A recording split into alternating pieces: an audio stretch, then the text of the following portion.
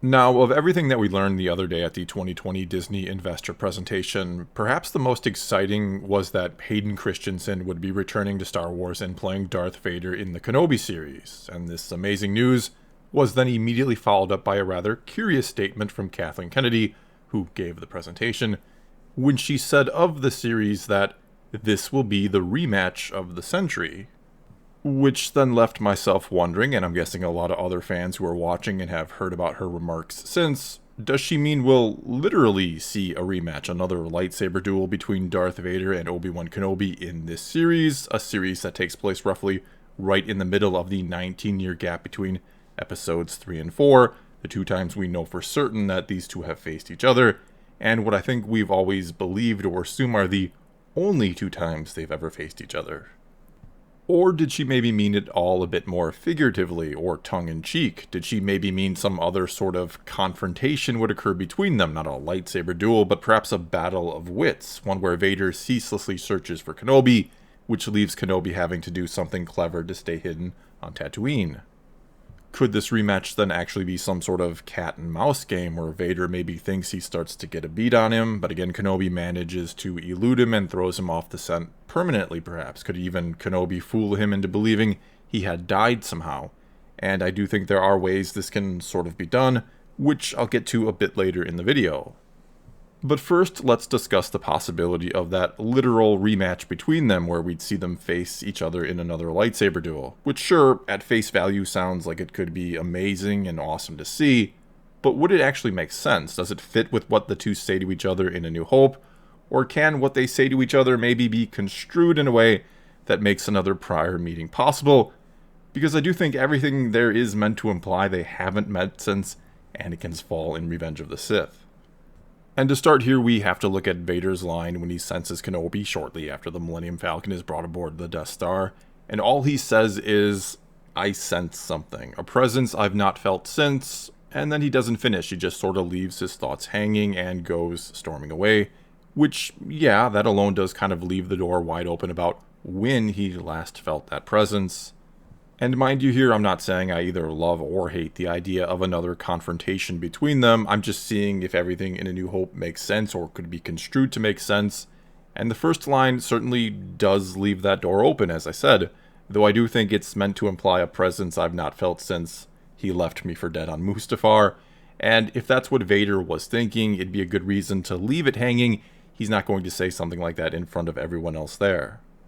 Next, then, we have to go right before their duel actually begins, where Vader says to Kenobi, "I've been waiting for you, Obi-Wan. We meet again at last. The circle is now complete.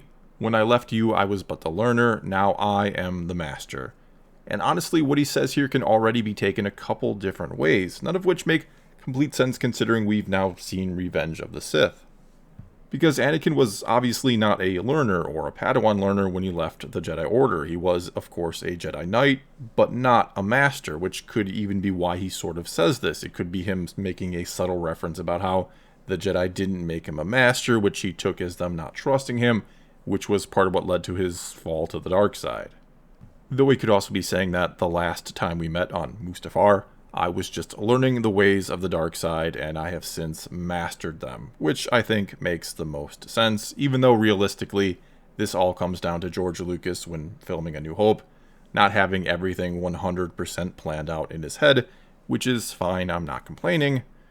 I mean, he knew back then he wanted Kenobi and Anakin to have battled on a volcanic world, and for Anakin to have been knocked into the lava by Kenobi, or as it turns out, near enough to the lava to be severely burnt, which makes a heck of a lot more sense than falling into lava, which would have killed Anakin pretty much instantly.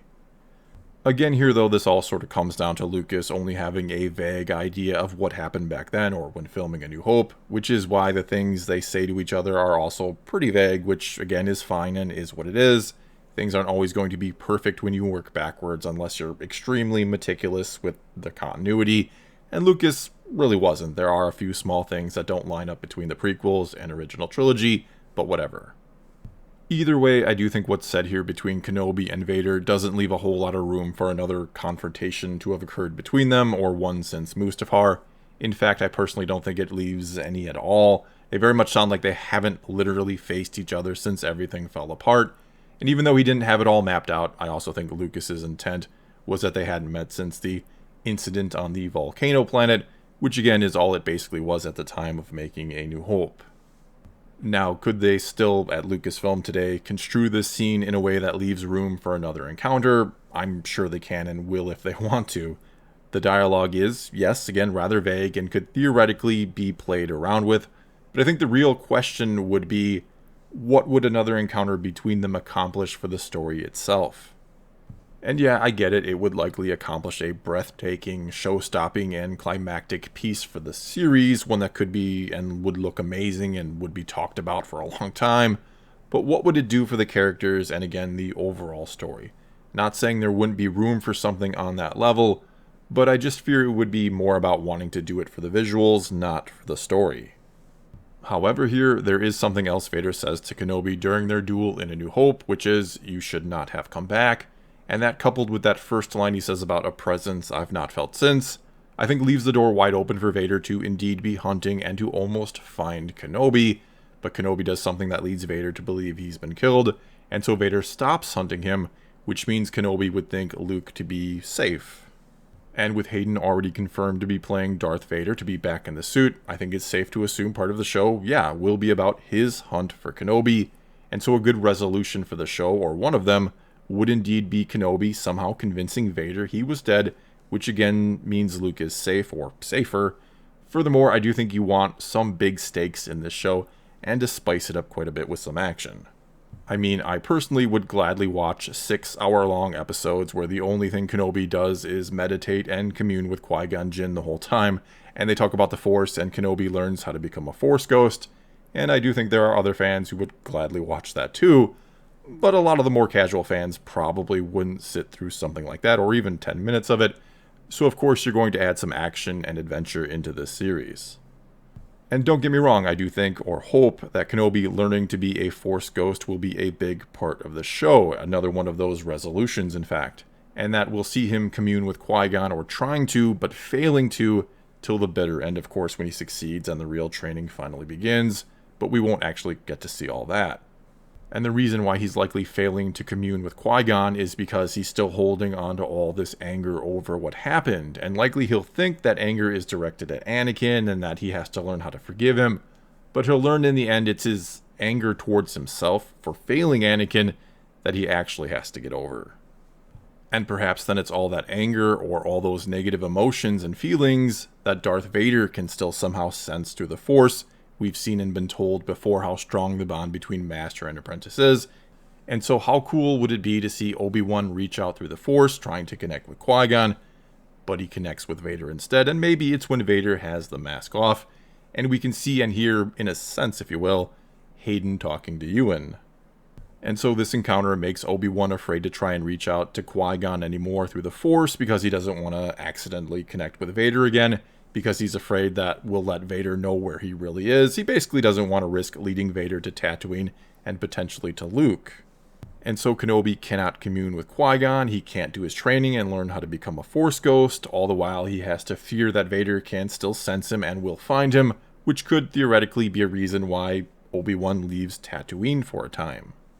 And I'm not saying the show has to do that, especially if part of it is about Vader's hunt for Kenobi. That can certainly allow the show to take us to a wide array of locations besides just a desert. But I do think they will have Kenobi leave Tatooine, but that's just a hunch. And if they do it perhaps after their connection through the Force, Darth Vader will hire Boba Fett to help him track down Kenobi, and when Boba Fett catches up with Kenobi, he'll do something to trick Boba Fett into thinking he's been disintegrated, giving a whole new meaning to that line in The Empire Strikes Back, from Vader to Boba Fett. Furthermore, this encounter between Boba Fett and Kenobi just so happens to coincide with Kenobi figuring out he's angry at himself, and he learns to let go of all that anger, and then reaches out through the Force and finally finds Qui-Gon, which means when Darth Vader reaches out through the Force, he can no longer sense anything at all from his former master, and now believes him to be dead. And so all that then gives a new meaning to that line in A New Hope when he says, "A presence I've not felt since," well, that time roughly 10 years ago where I almost tracked him down, and I thought he ended up being disintegrated by Boba Fett, but I guess not. which is why he then says later on during their duel that you should not have come back, because Kenobi had apparently successfully hidden himself away to the point where Vader could no longer sense or find him, and he thought again that he was truly dead. At least those are some of the things I'd do with the series, but who knows what they'll actually end up doing with it at Lucasfilm. They may just indeed give us another literal duel between the two, and this time Darth Vader leaves Kenobi for dead or something like that, who knows. Yet another thing I'd do with the series is bring back a character like Quinlan Vos, who we've seen on Tatooine before thanks to Episode 1, and who we know has a friendship of sorts with Kenobi. We saw that in the Clone Wars. And I'd love to see Vos go back to Tatooine during this time and have him encounter Kenobi and sort of winds up putting it all together, why Kenobi has come here and what he's doing, who he's protecting, and he realizes that Anakin became Darth Vader and that Kenobi is here protecting the son of Anakin. And all of this could be put together by Vos using psychometry on certain things. I mean, imagine what he'd see if he somehow got his hands on Anakin's old lightsaber, which is being kept by Kenobi. And then, now armed with the truth, Vos wants them to go together to destroy Darth Vader, but Kenobi refuses. He has to protect Luke. He's the only one that he believes to have a real shot at destroying Darth Vader. Vos then wants to go anyway, which puts Kenobi in a very, very difficult spot. Does he let him go and risk that Vos will be captured and tortured by Darth Vader and give away the existence and location of Luke? And let's not forget that in the book Dark Disciple, Vos has fallen to the dark side before. And so what does Kenobi do in that situation? Does he let him go and face Vader, or do what he must to stop him and protect Luke? And so I really think there's all kinds of fun possibilities to play with that don't involve the literal rematch between Vader and Kenobi. You can certainly have it be partly about the hunt for Kenobi from Vader's perspective, and I think that would be awesome to see. One that ends, as I've talked about before, when Kenobi lets go of all his fear and attachments and begins down the path to becoming a Force ghost, which means Darth Vader is no longer able to sense him and believes him to be dead until he senses his presence on the Death Star in A New Hope. Well, that's all I've got for you this time. Now it's your turn to tell me how you feel about all this. Do you want to see a literal rematch, another lightsaber duel between Darth Vader and Obi-Wan Kenobi? Or should the rematch be something more akin to a game of cat and mouse, where eventually Kenobi sort of permanently hides himself from Vader? Or do you think it should be something else entirely? Whatever the case may be, leave a comment below and let's talk some Star Wars. And until next time, thanks for watching.